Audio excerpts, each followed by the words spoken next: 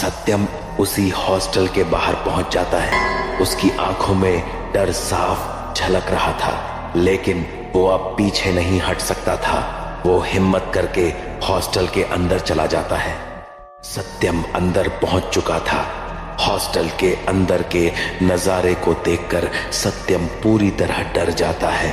एक बहुत ही भयानक सन्नाटा था। तभी अचानक एक आवाज आती है। तेज हवा से सत्यम उठता है। कौन है सामने हो? कोई नहीं था। तभी वो हिम्मत करके उठता है और आगे बढ़ता है। आगे चलते चलते वो डरते हुए एक रूम में घुसता जाता है, जहां कई तरह के सामान बिखरे थे। तभी उसकी नजर दीवार पे पड़ती है। वो हैरान होता है क्योंकि दीवार पे उसी के कॉलेज की मैडम की तस्वीर लगी हुई थी। ये मैडम की फोटो यहाँ कैसे आई? कुछ तो गड़बड़ है। मुझे और भी कुछ ढूंढना होगा। सत्यम कुछ दूसरे कमरे में भी जाता है, लेकिन कुछ खास नहीं मिलता है। वो ढूंढते ढूंढते हॉस्टल के एक अलग हिस्से में पहुंच जाता है। तभी वो एक बड़ा दरवाजा देखता है, जिसपे एक ताला लगा हुआ था। ये दरवाजा बंद क्यों है? ऐसा क्या है यहाँ? मुझे इसके अंदर जरूर कुछ काम की चीज मिल सकती है, पर यह ताला तोड़ूं कैसे? तभी वो कुछ ढूंढने चला जाता है। वो एक हथौड़ी लेकर आता है। तभी वो ताला तोड़ देता है। दरवाजा अपने आप खुलता है। जैसे ही दरवाजा खुलता है, सत्यम दूर फेंका जाता है। सत्यम सीधा होकर बाहर गिरता है और बेहोश हो जाता है। कुछ देर बाद उसे होश आता है। वो उठता है। तभी वो अचानक डर जाता है। उसके सामने एक बाबा था। कौन हो आप? मत पड़ इन सब में। चला जा यहाँ से, वरना ठीक नहीं होगा। वो तुम्हें नहीं छोड़ेगा, खत्म कर देगा वो सबको। सत्यम तुरंत वहां से उठता है और भागता है। वो भाग ही रहा था, तभी उसे एक कार आकर उड़ा देती है। इधर अचानक सत्यम को होश आता है। वो हैरान होता है क्योंकि वो अस्पताल में था। तभी वो डॉक्टर से पूछता है, मैं यहाँ कैसे आया? तुम यहाँ आए नहीं, लाए गए हो। मतलब? तुम्हारा एक्सीडेंट हुआ था और तुम्हें यहाँ लाया गया। रात से तुम्हारा इलाज हो रहा है, पर अब जाकर तुम्हें होश आया है। पर डॉक्टर साहब, मुझे यहाँ लाया किसने? मैं उन्हें अंदर भेजता हूँ।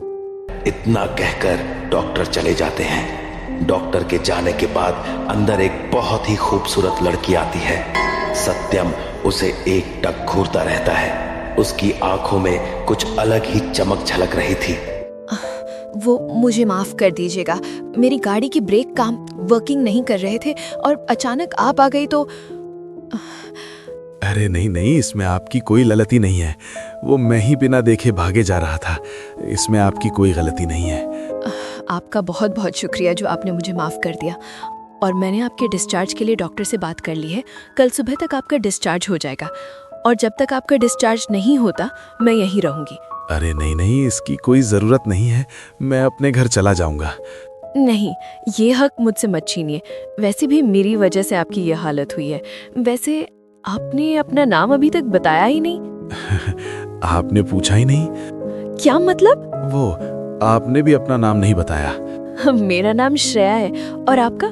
मेरा नाम सत्यम है। Oh nice. वैसे आपको किसी भी चीज की जरूरत हो मुझे बताइएगा, मैं बाहर ही हूँ। ओके। इसके बाद श्रेया चली जाती है। कुछ समय बीतता है। सुबह से शाम हो जाता है। जैसे जैसे रात हो रही थी, सन्नाटा बढ़ता जा रहा था। हवाओं का रुख बदल गया था। सत्यम आराम कर रहा था। तभी अचानक उसे लगा उसका गला किसी ने जोर से दबा लिया हो। वो चिल्लाता है,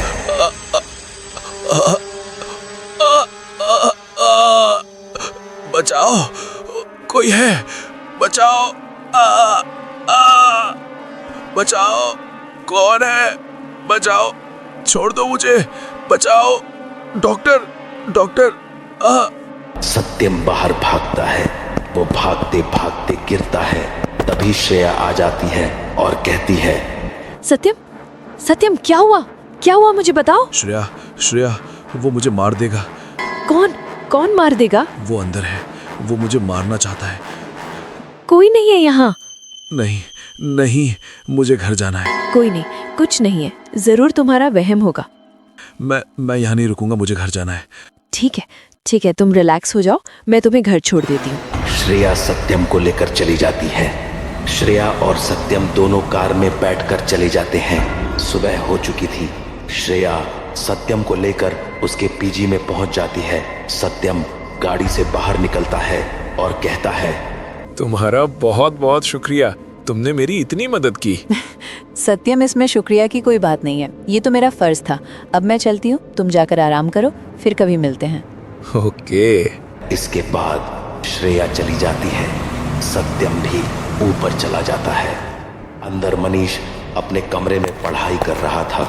तभी अचानक सत्यम अंदर आ जाता है। मनीष सत्यम को देखकर डर जाता है। तुम सत्यम हो? हाँ मनीष, मैं हूँ। क्या हुआ? नहीं, तुम नहीं हो सकते। तुम मर चुके हो। नहीं मनीष, मैं जिंदा हूँ, मेरा भरोसा करो। क्या तुम सच में जिंदा हो? हाँ मैं सत्यम हूँ, जिंदा हूँ। पर ऐसा कैसे हो सकता है? न्यूज़ में तो बताया है कि तुम मर चुके हो। शायद कोई और होगा। पर तुम थे कहाँ? मनीष, मुझे तुम्हें बहुत कुछ बताना है। पहले तुम आराम से बैठो, मैं तुम्हें सारी बात बताता हूँ। दोनों बैठते हैं। सत्यम बीती हुई सारी बात बताता है। मैडम की फोटो, ताले को तोड़ना, बाबा से मिलने से लेकर एक्सीडेंट तक। पर वो श्रेया के बारे में नहीं बताता है। क्या तुम्हारे साथ इतना सब कुछ हुआ और मुझे पता तक नहीं चला? मुझे माफ कर दे सत्यम। नहीं मनीष, इसमें तुम्हारी कोई गलती नहीं है। और अभी तो मुझे बहुत कुछ पता करना है उस हॉस्टल के बारे में। पर सत्यम, थोड़ा ध्यान रखना। तुम एक बार बच गए, लेकिन बार बार नहीं बच पाओगे।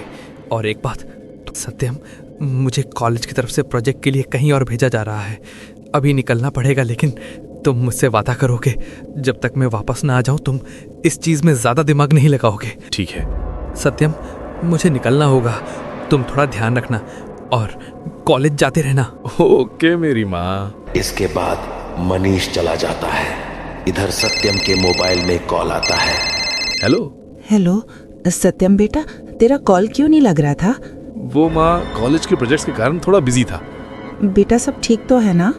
मैं ठीक हूँ, आपको टेंशन लेने की कोई जरूरत नहीं। ओह, खाना खा लिया तूने?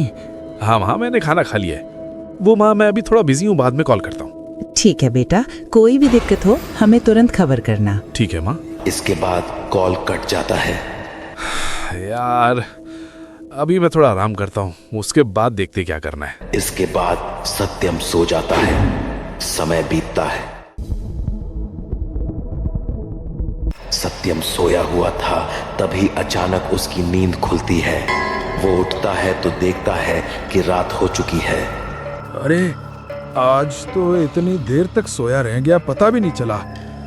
एक काम करता हूँ, पानी पी लेता हूँ। तभी सत्यम पानी पीने के लिए उठता है। जैसे ही वो खड़ा हुआ, तभी अचानक फिर से कोई उसका गला दबाने लगता है। बचाओ बचाओ, कोई है, मेरी मदद करो।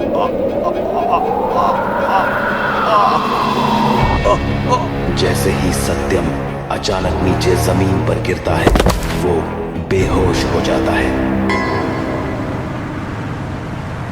सुबह हो चुकी थी। सत्यम को धीरे धीरे होश आ रहा था। उसकी हालत खराब थी। वो उठा और कहने लगा, मेरा सिर इतना भारी कैसे लग रहा है? ये सब क्या हो रहा है मेरे साथ?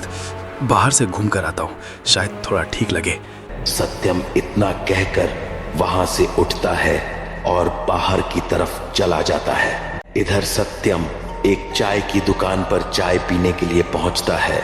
वो चाय वाले के पास जाता है और कहता है, भैया कटिंग चाय देना। इसके बाद सत्यम कुर्सी पर बैठ जाता है और फिर चाय वाला भैया उसे चाय देकर चला जाता है। और फिर जैसे ही वो चाय पीने जा रहा था, तभी उसे बगल से आवाज आती है। सत्यम, तुम यहाँ? अरे तुम यहाँ क्या कर रही हो? वो मैं इधर से गुजर रही थी तो सोचा चाय पीते चलूं। वैसे अब तुम्हारी फिलहाल तबीयत अभी कैसी तो है? ठीक है, पर तुम माँ कहाँ से रही हो? अरे हाँ, वो मैं तो तुम्हें बताना ही भूल गई। मैं मीडिया में काम करती हूँ और मुझे हिस्टोरिकल चीजें और खोज करने का शौक है। तो मैं किसी भी शहर में पुरानी चीजों की खोज करके न्यूज में बताती हूँ। और अभी मैं इसी शहर के उस पुराने हॉस्टल के बारे में खोज कर रही हूँ, तो अभी मैं वहीं से आ रही हूँ। क्या तुम सही कह रही हो? हाँ, पर उस रात तुम उस हॉस्टल के बाहर क्या कर रहे थे? मैं भी वहाँ उसी हॉस्टल के बारे में जानने गया था। यहाँ के लोग कहते हैं वो हॉस्टल भूतिया है। ये तो बहुत ही अच्छी बात है। इस तरह तो हम लोग दोस्त हुए हैं ना। हाँ तुम सही कह रही हो। वो मैं तुमसे बाद में मिलती हूँ, मुझे लेट हो रहा है। एक मिनट, वो मुझे भी उस हॉस्टल के बारे में जानना था, तो क्या तुम्हारा नंबर मिलेगा जिससे मैं तुमसे उस हॉस्टल के बारे में पता कर सकूं? हाँ बिल्कुल। इसके बाद श्रेया सत्यम को अपना नंबर दे देती है और उसके बाद चली जाती है। तभी सत्यम का फोन बजता है। हेलो सत्यम, तुम आज कॉलेज नहीं गए? वो आज ना वो मेरी थोड़ी सी तबीयत खराब है, कल से कॉलेज जाऊंगा। ओके, अपना ख्याल रखना, बाय। बाय। इसके बाद कॉल कट जाता है और फिर सत्यम भी वहां से चला जाता है। सत्यम अपने रूम में बैठा हुआ था, कुछ सोच रहा था। श्रेया को कॉल करके देखूं क्या, पर बोलूंगा क्या? हाँ, हॉस्टल के बारे में पूछ लूंगा, ये ठीक है। इसके बाद सत्यम श्रेया को कॉल करता है। कॉल रिसीव होता है। हेलो श्रेया। हाँ कौन? श्रेया, वो मैं सत्यम। ओ तुम, हाय, कैसे हो? मैं वो ठीक हूँ।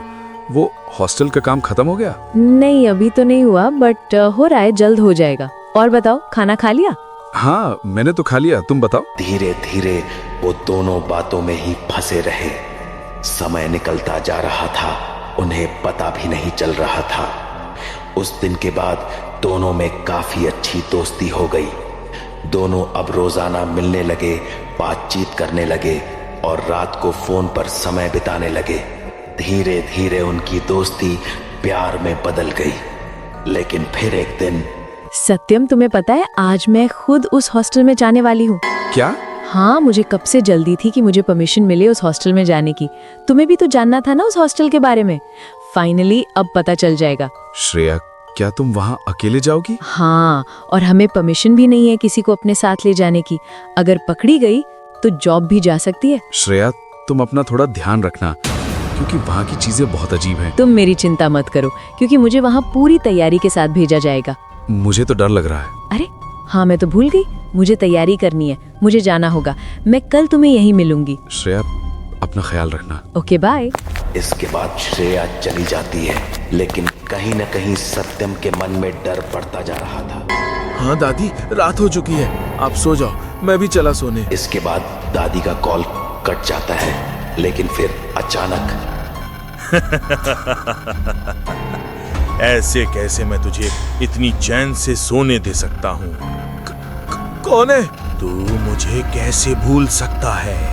हॉस्पिटल के बाद उस दिन तू बच गया, लेकिन आज तू नहीं बचेगा, नहीं बचेगा मुझसे।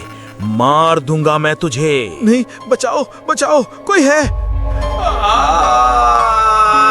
सत्यम छटपटाते और चिल्लाते रह जाता है, पर कोई नहीं आता उसे बचाने।